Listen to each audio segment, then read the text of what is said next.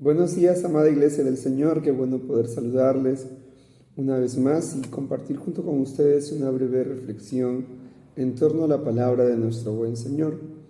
Estamos, con la ayuda de Dios, reflexionando en torno al libro de Josué. Hoy nos toca meditar un poco sobre el capítulo 13. Ya para este tiempo, las épocas o los años de conquistar las tierras habían cesado, ya si no el total, una gran parte de los territorios de aquella tierra que Dios les prometió a los israelitas ya habían sido conquistados. En principio por mano de Moisés y luego por mano de Josué como líder de la nación. Dios por encima de ellos fue quien conquistó finalmente, quien otorgó la victoria a Israel sobre cada uno de estos pueblos que ocupaban la tierra que Dios les había prometido. Ha llegado entonces la hora de repartir las tierras. El Antiguo Testamento, una de las leyes que Dios establece para la repartición de las tierras con anterioridad fue que se debía repartir en función del tamaño de las tribus. Las tribus que fuesen más pequeñas recibirían menos territorio, las tribus que fuesen más grandes recibirían mayor territorio, las que tuvieran mayor población. De alguna manera esto se cumple y en el capítulo 13 empieza con algo muy importante en el que reflexionar. Puede parecer un detalle menor, pero es importante. Dice la Biblia que aún quedaba territorio por conquistar. Sin embargo, ya el tiempo había avanzado, Josué ya no era el joven que asumió el liderazgo de la nación. Ya para el capítulo 13 se nos dice que Josué era ya bastante anciano.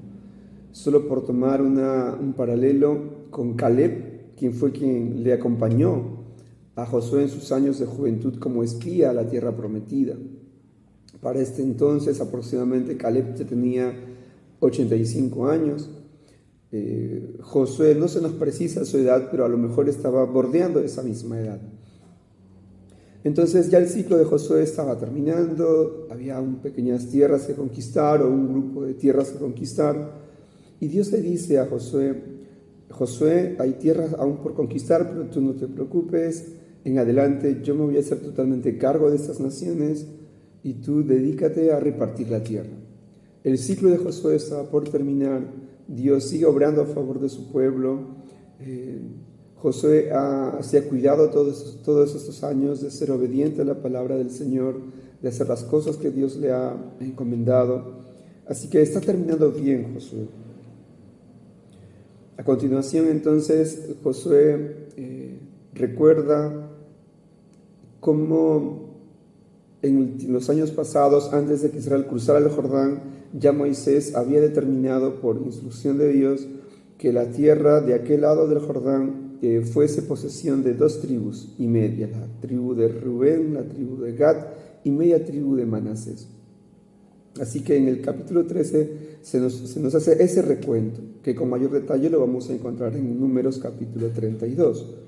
Dentro de este contexto, estas primeras tierras repartidas antes de cruzar el río Jordán, también hay otro detalle que no quisiéramos dejar pasar, es con relación a la tribu de Leví.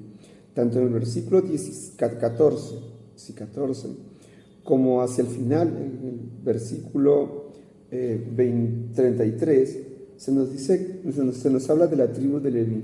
La tribu de Leví no recibió tierras por herencia, porque el Señor Dios de Israel es su herencia, tal como se lo había prometido. Dios había escogido a la tribu de Leví como una tribu especial para él, de manera que se dedicaron exclusivamente a su servicio y en adelante debían vivir solamente de lo que Dios mismo podía proveerles a través de diferentes mecanismos, en concreto a través del pueblo de Israel. Pero Leví no iba a poseer tierra alguna, sino que Dios mismo sería su posesión. Amada Iglesia, en cualquiera de los escenarios de nuestras vidas, Dios siempre se encarga de nosotros. Dios tiene propósitos y planes y determinaciones en principio distintas para cada uno, tratamientos distintos para cada uno. Pero unos y otros podemos ser sujetos de la misma misericordia de Dios, de la misma gracia de Dios, de la misma fidelidad de Dios para con sus promesas, para con nosotros.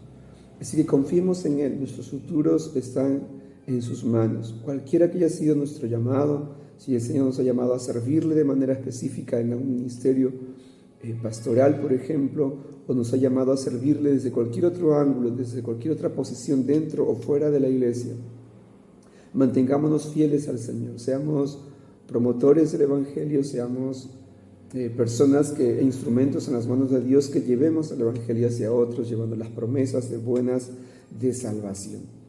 Amada iglesia, el Señor nos honre, el Señor bendiga nuestras vidas, nos permita, cuando llegue el momento, ¿no?, cerrar los ciclos de manera tal que glorifique al Señor, como Josué. Todo es pasajero en esta vida. Hoy estamos, mañana no. Hoy tenemos una posición, probablemente mañana ya no, pero el tiempo que Dios nos honre con sus responsabilidades, asumámosla como de parte del Señor y vivámosla de una manera íntegra. De tal manera que cuando nos toque cerrar esos ciclos, como a Josué le tocó en algún momento, podamos hacerlo diciéndole: Señor, hasta aquí tú nos has ayudado y entregamos estas cosas en tu nombre. El mismo apóstol Pablo dijo también lo siguiente, ¿no? Él mencionó, dijo: he peleado la buena batalla de la fe. Entonces, y solo espero que me vengas a llevar. No hay mejor manera que culminar una tarea siendo fiel al Señor hasta la muerte. El Señor les guarde y les bendiga, amada iglesia. Los amamos.